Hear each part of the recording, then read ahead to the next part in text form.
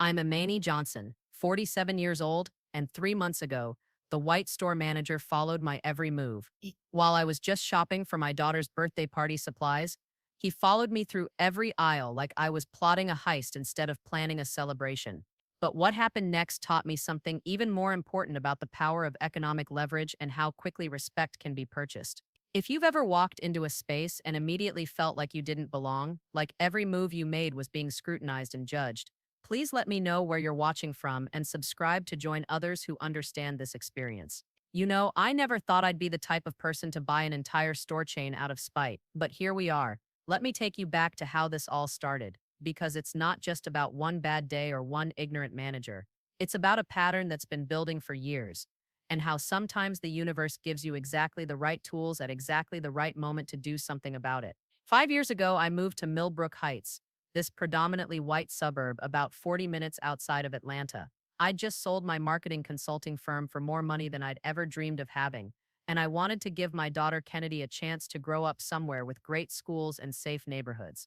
You know how it is. You work your whole life to give your kids opportunities you never had. Millbrook Heights had top-rated schools, tree-lined streets, and houses with actual backyards where kids could play without me worrying about their safety every second. When I first toured the neighborhood, I fell in love with the sense of community. There were block parties and holiday decorations that looked like something out of a magazine. The realtor, Jennifer, was this warm blonde woman who seemed genuinely excited to help me find the perfect home. She talked about the neighborhood book club, the community garden, and how everyone looked out for each other's kids. It felt like exactly what I wanted. A place where Kennedy could just be a kid, where I could just be a neighbor, where race wouldn't be the first thing people noticed about us. I bought this beautiful colonial on Maple Street with a wraparound porch and enough space for Kennedy to have friends over. The moving day was perfect.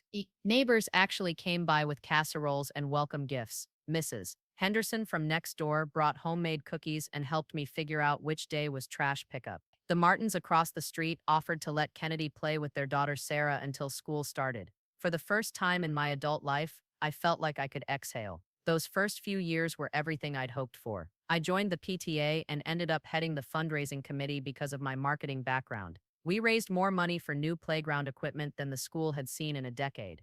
I organized the Neighborhood Watch program and got crime rates down by 15%. Kennedy thrived at Millbrook Elementary Mitheries. She was reading above grade level, made friends easily, and even got invited to birthday parties where I knew I'd be the only Black parent there. I remember feeling so proud during those community meetings, watching other parents nod along with my ideas, seeing my suggestions actually get implemented. When the city council was debating budget cuts to the library, I organized a petition drive that got over 300 signatures in 2 weeks. The local newspaper did a feature on Millbrook's newest community leaders and put my photo right on the front page. I had that article framed and hanging in my home office because it represented everything I'd worked for: acceptance, respect, recognition for my contributions rather than assumptions about my character. The golden period lasted almost 4 years. I had this routine that made me feel so settled, so normal. Saturday mornings I'd hit the farmer's market, where vendors knew my name and saved the best peaches for me. Sunday afternoons were for Kennedy's soccer games, where I cheered alongside the other parents. Tuesday evenings I'd meet Jennifer and two other moms for wine at Vineyard 23, this upscale place downtown where the waitstaff greeted me like family. I was thinking about running for city council. I had plans to expand my consulting work, but keep it small enough that I could stay involved in the community. During those peak years, I felt invincible. When people asked me about racism or discrimination, I'd honestly tell them it hadn't been my experience in Millbrook Heights. I thought maybe we'd finally reach that place Dr. King talked about, where people were judged by the content of their character. I was living proof that when you work hard and contribute to your community, people see you for who you really are. I actually spoke at a diversity seminar at Kennedy School about how to build inclusive communities through genuine relationship building. But looking back now, there were signs I chose to ignore because I wanted so badly to believe in the progress we'd made. There was the way conversations would shift when I walked into the coffee shop, like I'd interrupted something private. How at PTA meetings, people would always seem surprised when I had insights about fundraising or event planning, even though I'd been doing this work professionally for over a decade. The number of times other parents would ask me where Kennedy gets her intelligence from as if academic excellence was somehow unexpected. The way store clerks would hover a little closer when I was shopping, or how restaurant hostesses would double check that I had reservations even when I was clearly dressed for dinner out. I rationalized all of it. Conversations pause when anyone walks in. People are surprised by expertise because they don't know my background yet. Parents always wonder about their kids' friends' families. Retail workers are just being attentive. Hostesses are just being thorough. I had an explanation for everything because the alternative was admitting that the community I'd invested my heart in might not see me the way I saw myself. Hostesses are dalit. We kombidna bed to tivender the purichu. Hepeng destum diov nord hepeng. The catalyst came on a Tuesday afternoon in March. Kennedy had been invited to her friend Emma's birthday party, and I wanted to get something special since Emma's family had been so welcoming to us. Emma was obsessed with art supplies, so I decided to go to Creative Land, this huge craft store on the other side of town that had everything from professional-grade paints to jewelry-making kits. I'd never shopped there before, but I'd heard other parents rave about their selection. I walked in wearing my favorite navy blazer and dark jeans, carrying my Louis Vuitton bag that I'd bought to celebrate my business sale. I felt good, confident, successful, like I belonged anywhere I chose to go. The store was massive, with high ceilings and bright fluorescent lights that made everything look a little harsh. There were families browsing the aisles, kids running between displays of glitter and ribbon. It should have felt welcoming, creative, fun. Instead, within minutes of walking through those automatic doors, I realized I'd entered a space where I was viewed as a threat rather than a customer. Growing up in Birmingham in the 70s and 80s, my mama taught me early about navigating white spaces. Imani, she'd say while braiding my hair for school, you're going to have to work twice as hard to get half the recognition. Keep your receipts, literally and figuratively. Don't give them any reason to question your right to be there. My daddy was more direct. Hold your head high, speak clearly, and remember that your money spends just like anybody else's. If they don't want your business, plenty of other folks will. Those lessons stayed with me through college at Spelman, through my early career at a predominantly white advertising agency, through building my own business. I learned to code switch seamlessly, to make white colleagues comfortable with my presence, while never diminishing my own intelligence or capabilities. I mastered the art of being non-threatening, while still being taken seriously, of proving my worth without making others feel defensive about their assumptions. But somewhere along the way, especially during those golden years in Millbrook Heights, I'd started to believe that maybe those survival skills weren't necessary anymore. I thought I'd transcended the need to constantly prove my humanity, my intelligence, my right to exist in spaces that weren't historically designed for people who looked like me. I'd convinced myself that success and community involvement had earned me a different kind of treatment. That Tuesday at Creative Land reminded me how naive I'd been. I started in the painting aisle, looking for a set of watercolors that would be sophisticated enough for a 10-year-old but user-friendly for a beginner. I was reading the back of a Winsor and Newton set when I noticed him for the first time, a middle-aged white man in a blue polo shirt with a name tag that said Dave, store manager. He was standing at the end of the aisle, not really doing anything, just watching me with this expression I couldn't quite read. When I moved to the next aisle to look at sketch pads, Dave moved too. He maintained a distance of about 15 feet, close enough to keep me in sight, but far enough to pretend he wasn't following me. I told myself he was just making rounds, checking on different sections of the store. Store managers do that, right? But when I went to the jewelry making section and Dave appeared again, this time pretending to straighten already organized displays of beads, my stomach started to tighten with a familiar feeling I hadn't experienced in years. It was the hypervigilance my therapist had helped me work through, the constant scanning for threats that had exhausted me in my 20s and 30s. I thought I'd left that survival mode behind in Millbrook Heights, but my body remembered exactly how it felt. I decided to test my suspicions. I walked to the seasonal section on the other side of the store, browsing through Easter decorations I had no intention of buying. Sure enough, within 2 minutes, Dave appeared near the artificial flowers, suddenly very interested in rearranging purple tulips that looked perfectly fine to me. When I doubled back toward the children's art supplies, he followed that route too, always maintaining that same 15-foot distance. The physical sensations hit me all at once, the tightness in my chest, the way my shoulders pulled up toward my ears, the heat spreading across my face. My hands started to shake slightly as I picked up a package of colored pencils. I found myself moving slower, being extra deliberate about everything I touched, hyper-aware that my every gesture was being scrutinized and probably misinterpreted. Can I help you find something specific? Dave's voice came from directly behind me, and I jumped despite myself. He'd gotten closer while I was focused on reading price tags, close enough that I could smell his cologne and see the suspicious expression he wasn't bothering to hide anymore. I'm just browsing for a birthday gift, I said, my voice steady despite the adrenaline coursing through my system. Take your time. Of course, Dave said, but he didn't move away. Instead, he crossed his arms and continued watching me like I was a shoplifter casing the store, instead of a customer with a $300 budget and a genuine need for art supplies. That's when something inside me snapped into clarity. This wasn't about security or customer service. This was about a store manager who looked at a well-dressed black woman with a designer handbag and saw only a potential criminal. This was about assumptions so deeply embedded that Dave probably didn't even recognize them as racist. He just knew I looked suspicious in ways he couldn't or wouldn't articulate. I pulled out my phone and started recording, holding it low but making sure I captured Dave's continued surveillance. I moved through 3 more aisles: scrapbooking, fabric, home decor, and he followed every step, no longer even pretending to have other tasks. When I stopped to look at a display of decorative ribbon, he positioned himself where he could see my hands, clearly watching to make sure I didn't slip anything into my purse. This is interesting, I said, loudly enough for other customers to hear. I'm trying to spend money in this store, but apparently the manager thinks I'm here to steal something. I'm curious what gave you that impression. Dave's face flushed red. Ma'am, I don't know what you're talking about. I'm just doing my job. Your job is to follow paying customers around like they're criminals? Because you've been tracking my every move for the past 20 minutes, and I'd love to know what made you decide I needed that level of supervision. A few other shoppers had stopped to listen, and I could see Dave calculating whether this was worth the public attention. I think there's been a misunderstanding, he said, his voice getting tighter. I was just making sure you had everything you needed. By standing 15 feet away staring at me, by following me to sections of the store you clearly have no business in. Let me ask you something.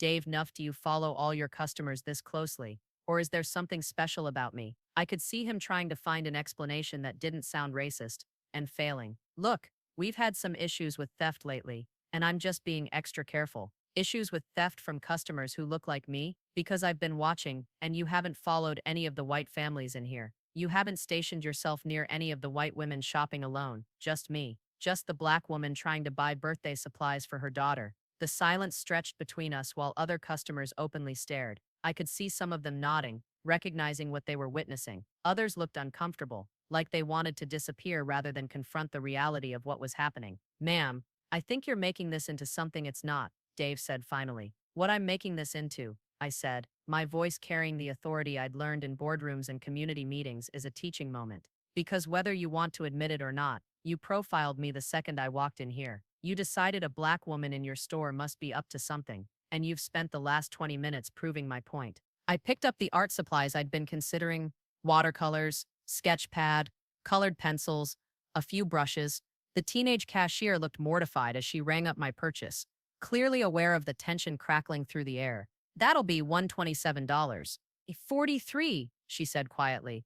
I handed her my American Express black card and watched her eyes widen slightly. As she processed the payment, I looked directly at Dave. Here's what's going to happen, I said. I'm going to take this receipt and these art supplies to my daughter's friend's birthday party. I'm going to tell the other parents about my shopping experience here today. And tomorrow, I'm going to call your corporate office and file a formal complaint about being racially profiled by your store manager. This is 2024, Dave. Do better. I walked out of that store with my head high and my heart pounding, but something had shifted inside me. The Imani who'd spent 4 years trying to blend seamlessly into Millbrook Heights was gone, replaced by someone who remembered that respect isn't something you earn by being non-threatening. It's something you demand by refusing to accept anything less. That night, I called my sister Maya in Oakland and told her what happened. Maya had always been more militant than me, more willing to call out racism wherever she found it. While I'd been perfecting my assimilation skills, she'd been organizing protests and writing essays about systemic oppression. I'm proud of you for speaking up, she said. But Imani, this isn't an isolated incident. This is your wake-up call. You've been so focused on fitting in with those white folks that you forgot they never stopped seeing you as other. They just got polite about it. Maya was right, and I knew it.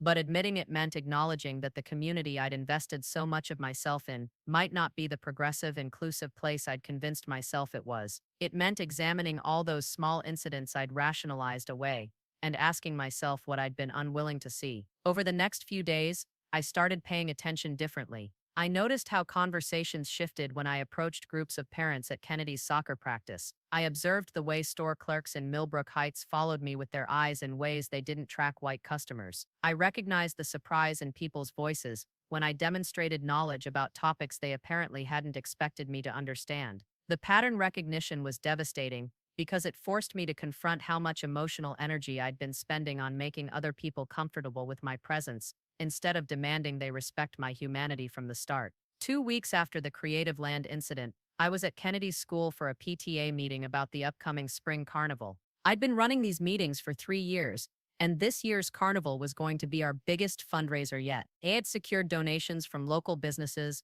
organized volunteer schedules, and coordinated with vendors to make sure we had everything from face painting to a dunking booth.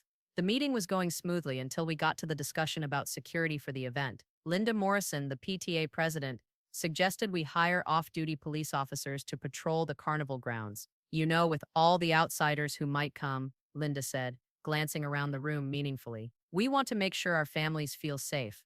Outsiders? I asked. What exactly do you mean by that?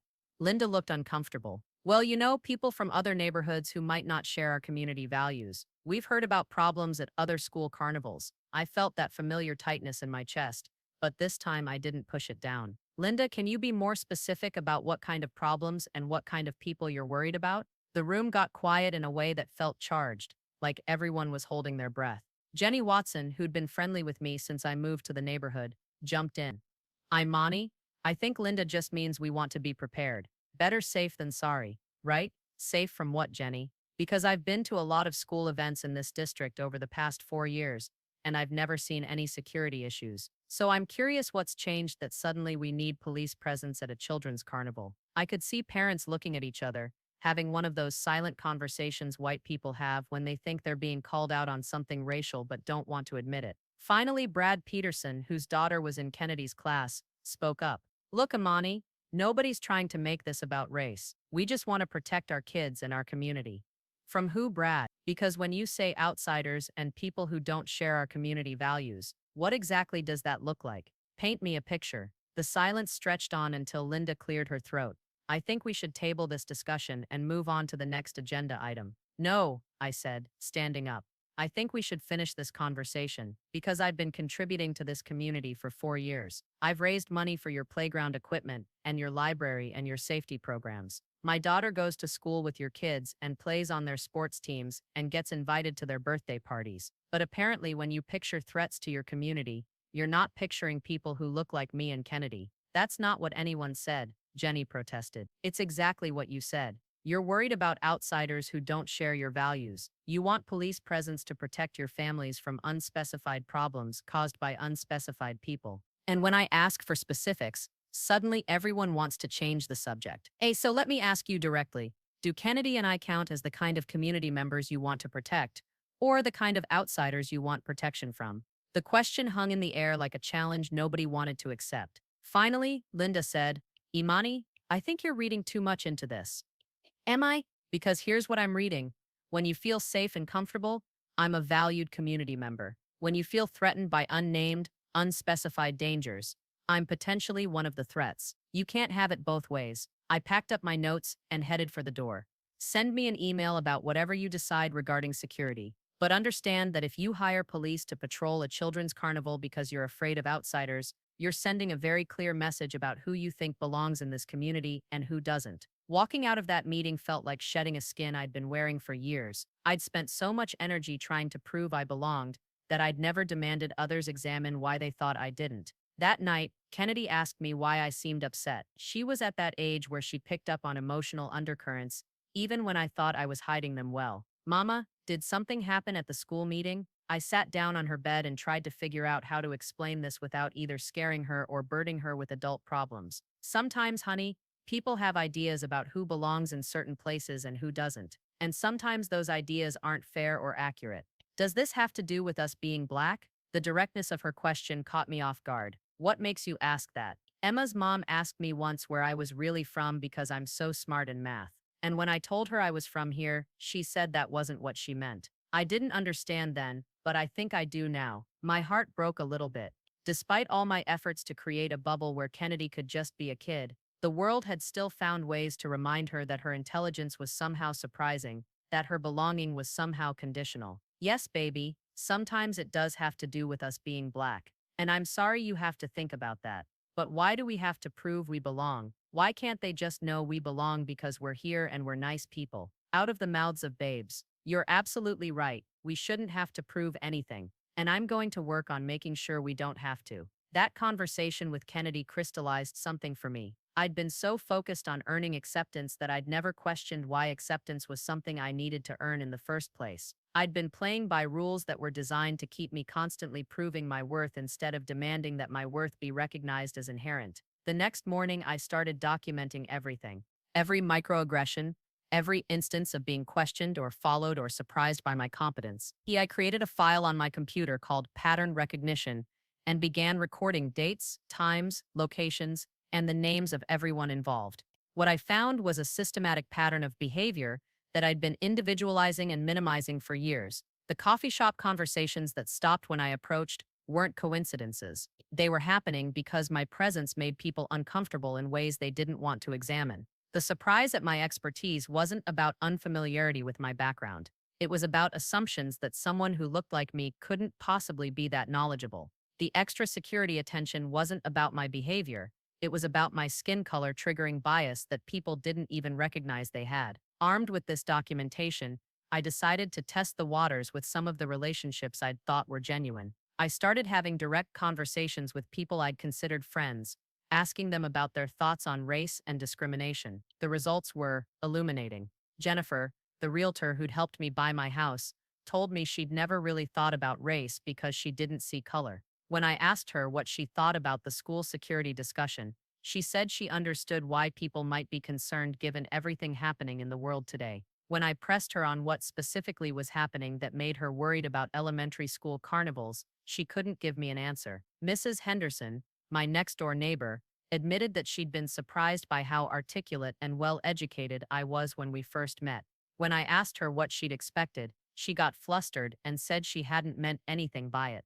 But the fact that my intelligence and education had been surprising rather than assumed told me everything I needed to know about her initial expectations. The hardest conversation was with Jenny Watson, who I'd genuinely considered a close friend. We'd had countless coffee dates and play dates for our daughters. She'd been in my house dozens of times, had borrowed everything from sugar to power tools, had called me when she needed advice about her marriage. Jenny, I said when we met for lunch at our usual place, I need to ask you something directly. Do you think racism is still a significant problem in America? Well, she said carefully, I think things have gotten so much better since the civil rights era. I mean, look at Barack Obama. Look at you. You're successful. You live in a beautiful house. Kennedy goes to great schools. I think if people work hard and follow the rules, they can achieve anything in this country. So when I tell you about being followed around a store by a manager who assumed I was there to steal something, how do you explain that? Jenny looked uncomfortable. Maybe he was just being cautious. Maybe they'd had problems with theft recently. I don't think you can assume it was about race. Even though he followed only me, not any of the white customers, you don't know that for sure. Maybe you just didn't notice him following other people. The conversation continued like that for another hour. Me presenting evidence, Jenny deflecting with alternative explanations that required increasingly elaborate mental gymnastics to maintain. By the end, I realized that Jenny needed to believe racism wasn't real more than she needed to believe my experiences were valid. My reality threatened her worldview, so she'd rather dismiss my reality than examine her assumptions. These conversations taught me something crucial about allyship. Real allies don't need you to convince them that racism exists. They already know it does, and they're asking how they can help dismantle it. People who spend their energy explaining away your experiences aren't allies. They're people who care more about their comfort than your safety. As word spread about my increasingly direct conversations about race, I started noticing changes in how people interacted with me. Some parents stopped making eye contact at school pickup. Others went out of their way to perform colorblind friendliness. loudly proclaiming how much they loved diversity and how lucky the community was to have families like mine. The performance was almost worse than the avoidance, because it felt like being turned into a prop for other people's self-image rather than being seen as a full human being with legitimate concerns about systematic mistreatment. 3 months after the Creative Land incident, I found myself at another inflection point. Kennedy came home from school upset because her teacher, Mrs. Patterson, had made assumptions about a project Kennedy was working on. She said my report on Katherine Johnson was really good, but that maybe next time I should pick someone from my own culture. Kennedy told me, tears in her eyes. But Katherine Johnson is from my culture. She's American, and she's a mathematician, and I want to be a mathematician too. Why isn't she from my culture? I felt that familiar surge of protective anger, but this time it came with absolute clarity about what needed to happen next. I was done making excuses for other people's ignorance. I was done protecting other people's comfort at the expense of my daughter's sense of belonging. The next morning, I called the school and requested a meeting with Mrs. Patterson and the principal. I walked into that meeting with my documentation, my receipts, and a very clear agenda. Mrs. Patterson, I said, I need you to explain to me what you meant when you told my daughter that Katherine Johnson wasn't from her culture. Mrs. Patterson looked surprised by the directness of my question. Well, I just thought Kennedy might want to explore her African heritage. There are so many interesting historical figures from Africa that she could research. Katherine Johnson was born in West Virginia and died in Virginia. She worked for NASA and helped put Americans in space. In what way is she not representative of Kennedy's culture? I didn't mean anything negative by it, Mrs. Patterson said. I just thought it would be good for Kennedy to learn about her background. Her background is American. She was born in Atlanta. She's lived in Georgia her whole life, and she's being raised in this community. But you looked at her project about an American mathematician and decided it wasn't appropriate for her culture. Can you help me understand that logic? The principal, Dr. Williams, jumped in. Imani, I'm sure Mrs. Patterson meant well. I'm sure she did too. But impact matters more than intent. When you tell a black child that she should study African historical figures instead of American ones, you're telling her that she's not really American. When you suggest that Katherine Johnson, a black American mathematician, isn't from her culture, you're defining her culture as separate from and lesser than mainstream American culture. That wasn't my intention, Mrs. Patterson protested. Then let me help you understand the impact. Kennedy came home crying because her teacher suggested that her interest in American space exploration wasn't culturally appropriate for her. She's questioning whether she belongs in advanced math classes, whether she's welcome in STEM fields, whether her dreams are realistic. That's the impact of your well-intentioned suggestion. I pulled out my phone and showed them a picture from Kennedy's birthday party the week before. Do you see this photo? Kennedy is the only black child at her own birthday party. She's already navigating what it means to be different in spaces where she's often the only one. The last thing she needs is for her teacher to reinforce the idea that she doesn't fully belong in American culture. Dr. Williams looked genuinely shaken.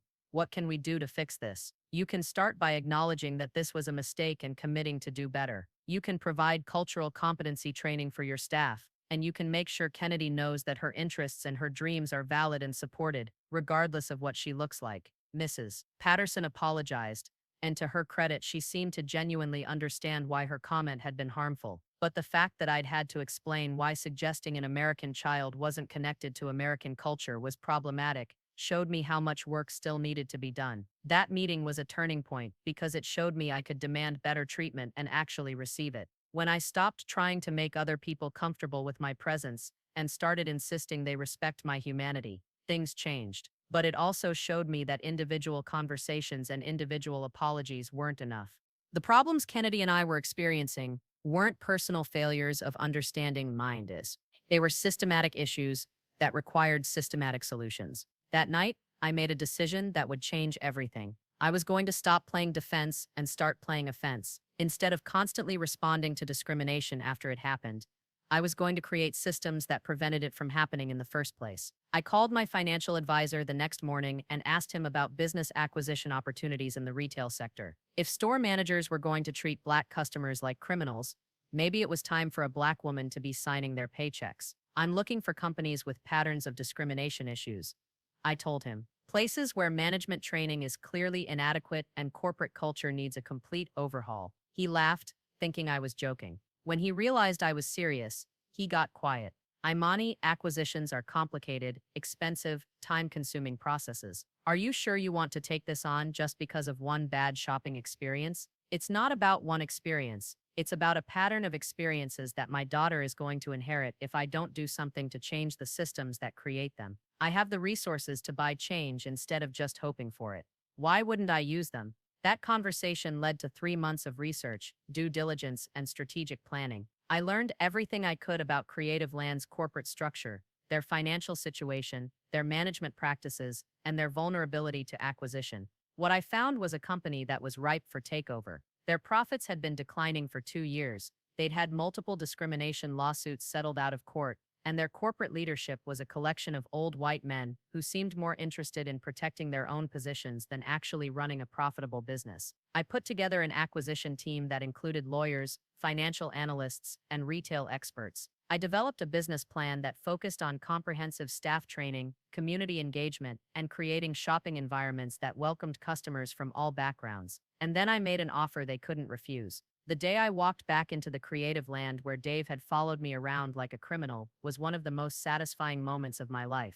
But this time, I wasn't there to shop. I was there as the new owner. Dave was working the customer service counter when I approached him. He recognized me immediately, and I could see the confusion in his eyes as he tried to figure out why I looked so confident and why I was carrying a briefcase instead of a shopping basket. "Dave," I said, setting my briefcase on the counter, "we need to talk." "Ma'am, if this is about that incident a few months ago, I think there was a misunderstanding." "Oh, there was definitely a misunderstanding. You misunderstood who you were dealing with. Let me clear that up for you." I opened my briefcase and pulled out the paperwork that made me the majority owner of not just this store, but all 847 Creative Land locations across the Southeast. As of yesterday, I own this company, which means I own this store, which means you work for me now. Dave's face went through several color changes as he processed what I was telling him. "I don't understand. 3 months ago, you followed me around this store because you assumed a black woman couldn't afford to shop here legitimately. Today, I'm here to tell you that not only can I afford to shop here, I can afford to buy the entire chain." And I did. I let that sink in for a moment before continuing. "Now, Dave, we have a choice to make together. You can continue working here under new management that prioritizes treating all customers with respect and dignity, or you can find employment somewhere else. But if you stay, you're going to participate in comprehensive training about unconscious bias, customer service excellence, and creating inclusive retail environments." "What's it going to be?" Dave stammered something about wanting to keep his job and being willing to learn. I handed him an informational packet about the new training programs I was implementing across all stores. "Good choice. The training starts next Monday. Don't be late." As I walked through the store that day, introducing myself to employees and explaining the changes that were coming, I felt something I hadn't experienced in years: the power that comes from being able to create change instead of just hoping other people will choose to do better. But the real satisfaction came 6 months later, when I brought Kennedy back to that same store to shop for supplies for her science fair project. She picked out everything she needed without anyone following us, questioning our right to be there, or making assumptions about our purchasing power. The teenage cashier who rang up our purchase was a young black girl who'd been hired as part of our new recruitment initiative, focused on creating diverse, welcoming staff at every location. "I love your project idea," she told Kennedy as she scanned the materials for a presentation about Mae Jemison, the first black woman astronaut. "I did my science fair project on space exploration too when I was your age." Kennedy beamed. "Really? Did you win?" "I did. And I got so interested in science that I'm starting college next fall to study aerospace engineering." Watching Kennedy talk to someone who looked like her about shared interests and shared dreams without having to justify her presence or prove her intelligence was worth every penny I'd spent on the acquisition. The changes I implemented went far beyond just fixing the customer service issues that had affected me personally. I partnered with local schools to provide free art supplies for students who couldn't afford them. I created a scholarship program for young people interested in retail management and business ownership. I established mentorship programs that connected successful entrepreneurs with kids who might not otherwise see those career paths as accessible. But most importantly, I created a corporate culture where employees were trained to recognize their biases and committed to treating every customer with respect regardless of race, class, age, or any other characteristic that might trigger unfair assumptions. The business results spoke for themselves. Customer satisfaction scores increased by 34% across all locations within the first year. Sales grew by 28% as word spread about the welcoming, inclusive shopping experience we were creating. Employee turnover dropped by 42% as workers felt more confident and capable in their customer service roles. More significantly, we had zero discrimination complaints filed against any of our locations in the first 18 months after I took over. Zero. That's compared to an average of 15 formal complaints per year under the previous management. The success attracted attention from business publications, diversity organizations, and other retail companies looking to improve their own practices. I started speaking at conferences about the business case for inclusive customer service and the untapped market potential of customers who'd been alienated by discriminatory treatment. But the most meaningful recognition came from the parents in my own community. The same PTA that had wanted to hire police to protect their children's carnival now asked me to lead a workshop on creating inclusive community events. The neighbors who'd questioned my belonging now sought my advice on diversity and inclusion initiatives for local organizations. The transformation wasn't without challenges. Some employees quit rather than participate in bias training. A few longtime customers complained about the changes, saying they preferred the old way things were done. Some competitors tried to poach our newly trained staff by offering higher wages, but for every person who resisted the changes, there were 5 more who embraced them. For every employee who quit, we hired 2 new ones who were excited about working for a company that valued equity and inclusion. For every customer who left, we gained 3 new ones who appreciated being treated with dignity and respect. Kennedy, now 11, has grown up watching me build something meaningful from a moment of injustice. She's learned that when systems don't work for you, you can work to change the systems. She's seen that success isn't just about personal achievement. It's about using your resources and influence to create opportunities for others. Most importantly, she's learned that her dreams and aspirations don't need to be limited by other people's expectations or assumptions. When she talks about becoming a mathematician or an engineer or an astronaut, she knows those goals are not only possible but supported by a community that recognizes her potential. The ripple effects have extended far beyond retail and far beyond our immediate community. Other Black entrepreneurs have reached out to ask about acquisition strategies and business transformation processes. White business owners have requested consulting on inclusive practices and bias training. Community organizations have adopted our model for creating welcoming environments that serve diverse populations. I've been invited to serve on corporate boards, speak at business schools, and advise other companies on diversity and inclusion initiatives. But the role I'm most proud of is being Kennedy's mother and showing her that when the world doesn't treat you fairly, you have the power to change the world. That transformation from customer to owner, from victim to victor, from reactive to proactive, taught me something crucial about power and change. Individual conversations about bias and discrimination are important, but systemic change requires systemic action. Sometimes you have to stop asking for a seat at the table and start building your own table. Looking back on that Tuesday afternoon at Creative Land, I can see how it was both an ending and a beginning. It was the end of my naive belief that working hard and fitting in would protect me from racism. But it was also the beginning of understanding that I had the resources, skills, and determination to create change on a scale I'd never imagined. The scared, hyper-vigilant woman who walked out of that store with art supplies and a broken heart evolved into someone who could transform an entire industry. The mother who had to explain to her daughter why belonging was conditional became someone who could create spaces where belonging is unconditional. That's the real lesson I want you to take from this story. Change is possible, but it requires moving beyond hoping other people will do better to actually creating systems that make doing better the only option. It requires understanding that your experiences of discrimination aren't personal failures or isolated incidents. They're symptoms of larger patterns that can be disrupted and dismantled. If you're watching this because you've experienced discrimination, I want you to know that your experiences are valid, your anger is justified, and your power to create change is greater than you might realize. Whether you have the resources to buy a whole company or you just have the courage to speak up in one moment, your actions matter. If you're watching this as someone who wants to be a better ally, I want you to understand that allyship isn't about being nice or meaning well. It's about recognizing that racism is a system that benefits some people at the expense of others, and being willing to use your position within that system to create change. For my fellow parents of Black children, I want you to know that you don't have to choose between protecting your children and preparing them for reality. You can teach them to navigate bias while also working to eliminate the bias they'll have to navigate.